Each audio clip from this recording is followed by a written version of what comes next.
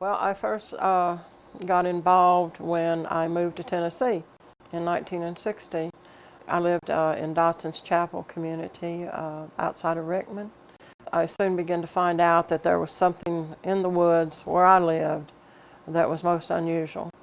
The very first thing I heard was just a wailing noise I couldn't identify. It sounded like somebody in horrible pain and very mournful, with huge lung capacity.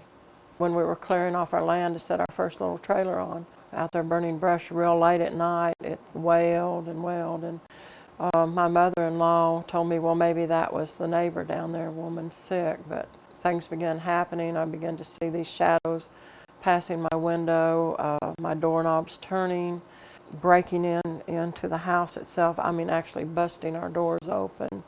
Something coming in our basement, and I would hear the door opening, hear something heavy walking across the floor.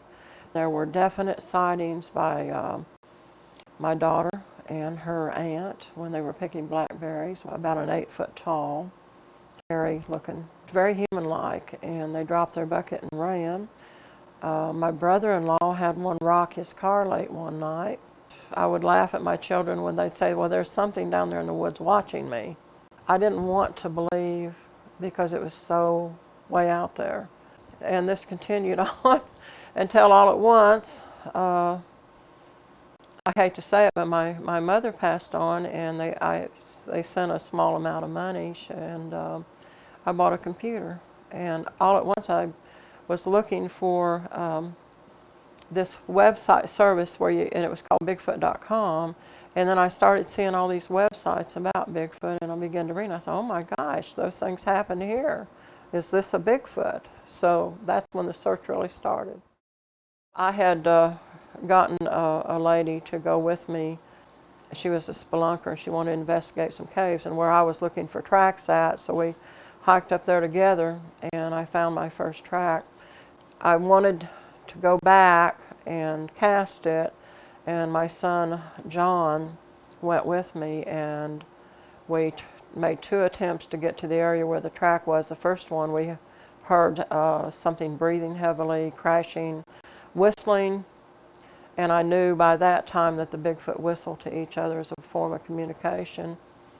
And we had to come back down, and then on the way back up the other way, then we actually, John, he saw the Bigfoot first and was stuttering, and he turned around and told me, he said, Mom, there's a Bigfoot up there.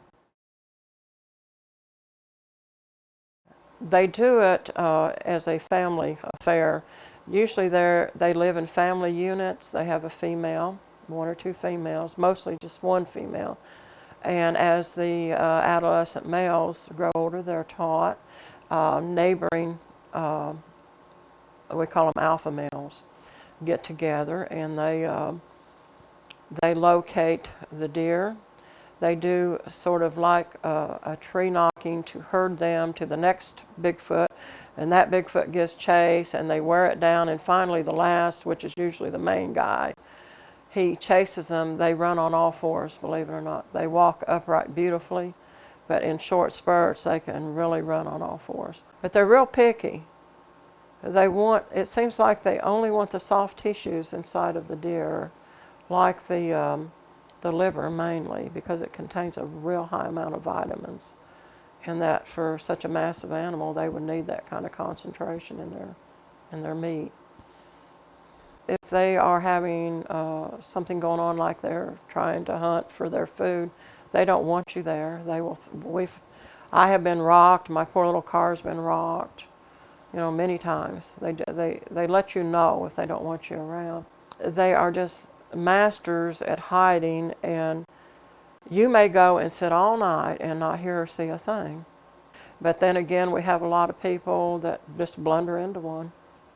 One specific case in Monroe County, Tennessee, near Madisonville, I can tell where that one's at, because I co-authored the granddaughter of the man that habituated a family of Bigfoot down there over a period of 50 years, and we wrote a book, 50 Years with Bigfoot, Tennessee Chronicles of Coexistence.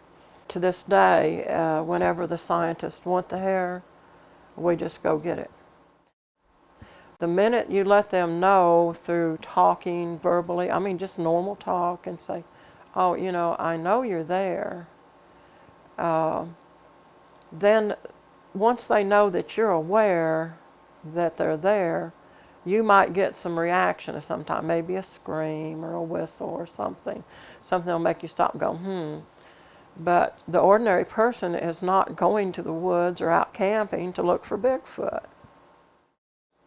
Well, in areas where there's a fairly good population of people, there's no Bigfoot. The most normal sighting is crossing the road in front of you at night. That is the biggest majority of your sightings.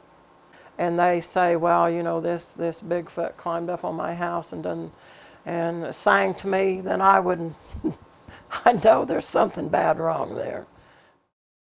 In the South, we call them Bigfoot. They have an extremely big foot, and they show from 3 to 5 to 6 toes. So we think there is maybe the genetic pool is narrowing because of that. And in Florida, we have the skunk ape, which is still smaller. They range from 6 to 7 foot tall, very thin. But the odd thing is they have more abundant, longer hair. It's also hollow, they have found out, like the polar bears. So there it's insulating. So it doesn't take a real heavy hair cover for them. Their feet, or just that, they're giant, they're big. The youngest up to the biggest, they'll range in size from 8 inches long all the way up to, we've had 22-inch long tracks. We found a 20-inch long track up here in Putnam County. They come in all colors and sizes and styles, and they have different colored eyes, just like humans do, different color hair. We have reports from white, silver, gray, a lot of reddish hues, browns, dark browns, black. The females are from about 6 to 7 foot tall. The males are always much bigger. They run from 6.5 all the way to, we've had reports of 12 foot tall, which is horribly tall. They are a race of giants. I mean, it's clearly anything that tall is giantism. There is some things physically that is difficult for them to do because they have such large hands. They're from very thin to where they look like they're starved to death on up to being just the epitome of a bodybuilder. They're intelligent and they're cunning. They have very quick tempers. They have family units, and of course the males will travel up to maybe 50, 100 miles a night, you know, if they want to, into other areas. They require a lot of territory, and I believe that we're encroaching, you know, further and further into the areas that they can live in. I think that they've evolved with nature. They're masters of the forest, and especially of the night. You know, the Native Americans, that's documented very well how they lived with these creatures. They called them men, and hairy, you know, stinky tribes that stole their women. I mean, that's been written about for years. So the earliest recording was when the Viking Eric, when he first came, he described a tall giants, hairy, stinky people, a real powerful group of people. And then as they began to settle more in the Pacific Northwest, then we got more information from the Indians. The Stick Indians especially have left a lot of information about how they live peacefully with them. And then when you go up into Vancouver and British Columbia up in there's a wealth of information. That's where you get your Indian Bigfoot relationships recorded mostly out through there. Mainly the news media has given us a bad rap. Some of these psychiatrists saying we're having mass hallucinations. If that was true, why don't more people see them? I think that they're just hanging in there. They're just surviving. And it would be a shame not to get them documented before they're gone for good.